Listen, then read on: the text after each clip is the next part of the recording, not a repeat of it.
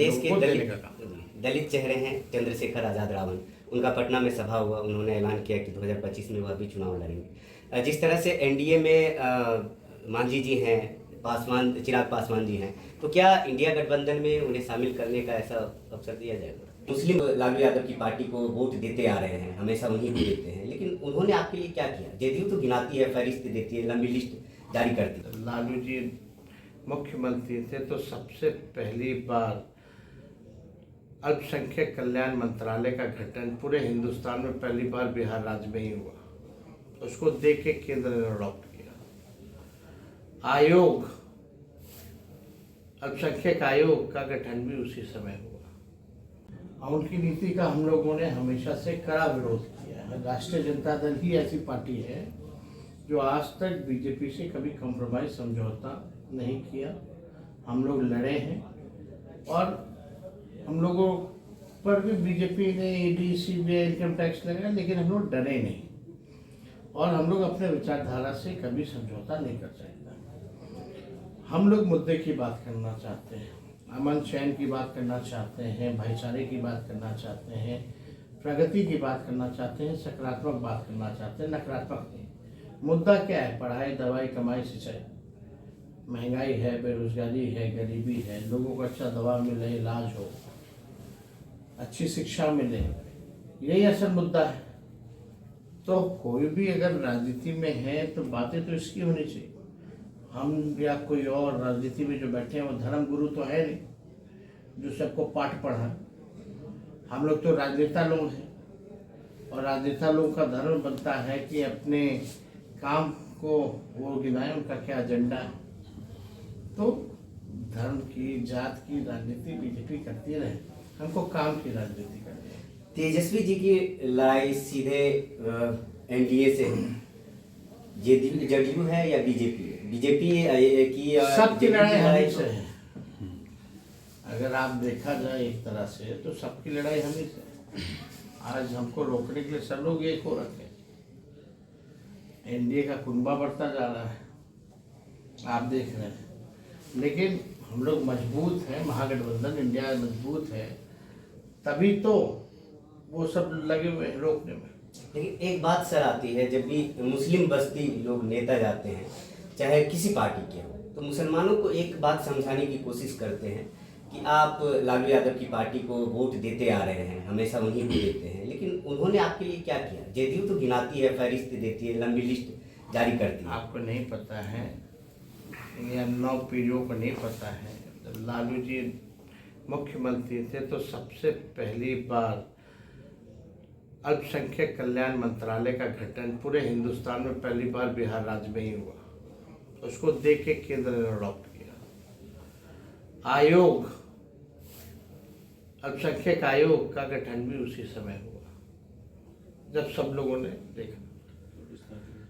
आप देखिएगा कब्रिस्तान की घेराबंदी से लेकर के सारी चीज़ें जो है कराई गई और अल्पसंख्यक कल्याण मंत्रालय जब गठन हुआ तो अल्पसंख्यकों के विकास के लिए हुआ, उनकी गरीबी को मिटाने के लिए हुआ, उनके तालीम के लिए हुआ।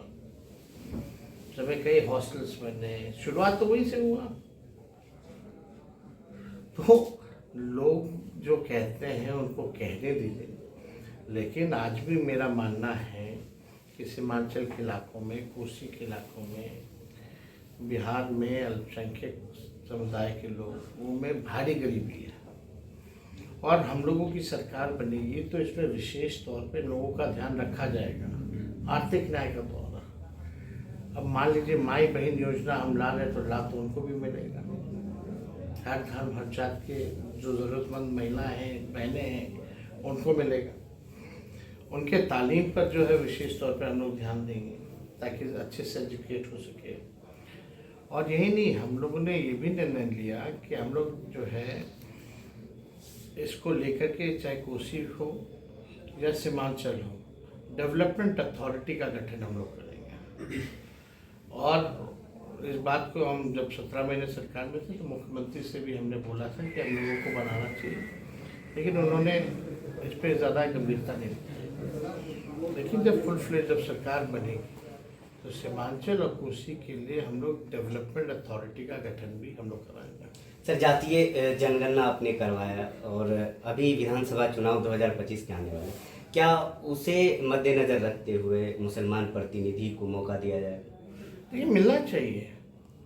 और हम आपको बता दें, हर जगह हमारे पार्टी में भी अगर देखें तो अब्दुल बारी सिद्दीकी राष्ट्र अध्यक्ष के बाद से दूसरे नंबर पे है। आप देखिएगा मुसलमान भाई जो हैं एमएलसी में जो है लगभग अच्छी संख्या में है। आप देखिएगा हमारे विधायक बिहार में सबसे ज़्यादा अगर मुसलमान विधायक हैं तो हमारे ही दल में है, एनडीए में तो है ही नहीं। तो आप देखिएगा एनडीए में भी हैं वो जो बसपा से गए हैं और राज्यसभा में हमारे मेंबर रहे हैं। हर जगह हम लोगों की कोशिश है, लेकिन इस बार हम लोग चाहते हैं कि जिसका जहाँ हक बनता है उस हिसाब से हम एक सब देश लोगों के को देने का काम। दलित चेहरे हैं चंद्रशेखर आज़ाद रावण, उनका पटना में सभा हुआ, उन्होंने ऐलान किया कि 2025 में वह भी चुनाव लड़ेंगे। जिस तरह से एनडीए में मांझी जी हैं, चिराग पासवान जी हैं, तो क्या इंडिया गठबंधन में उन्हें शामिल करने का ऐसा अवसर दिया जाएगा? देखिए हमारी तो अभी कोई ऐसी बात चर्चा हुई नहीं है, ना ही ऐसा कोई प्रस्ताव है। अब इस पे तो हम ज़्यादा कुछ कह नहीं सकते हैं, लेकिन आप बताओ बिहार में कौन चुनाव नहीं लड़ना चाहता? एसपी भी लड़ना चाहती है, बसपा भी लड़ना चाहती है, शिवसेना भी लड़ना चाहती है, एनसीपी भी लड़ना चाहती है और टीएमसी भी लड़ना चाहती है। तो हम कहाँ लड़ेंगे? हम लड़ेंगे कहाँ? हम तो यूपी नहीं लड़ते, हम तो हरियाणा नहीं लड़ते, हम तो पंजाब नहीं लड़ते, हम तो राजस्थान नहीं लड़ते, हम ना गुजरात लड़ते, ना महाराष्ट्र लड़ते,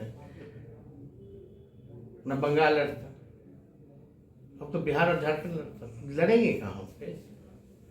तो हमारी तो ताकत है यहाँ। सर मधेपुरा है, मधेपुरा में जननायक कर्पूरी ठाकुर मेडिकल कॉलेज है, वरदान की तहत इन्हें दिखाया गया था, लेकिन एक अभिशाप साबित हो रही है। उस तरह की मेडिकल जननायक कर्पूरी ठाकुर मेडिकल कॉलेज कोसी के लिए बताया गया वरदान है, लेकिन उस तरह से इलाज नहीं हो पाता, रेफरल अस्पताल बन चुका है। आपके एमएलसी साहब लगातार मुद्दे को उठाते रहे, लेकिन किसी तरह का प्रोग्रेस नहीं दिख रहा। जब आप स्वास्थ्य मंत्री बने थे लोगों को आस जगी थी, लेकिन अब फिर वही हाल हो गया।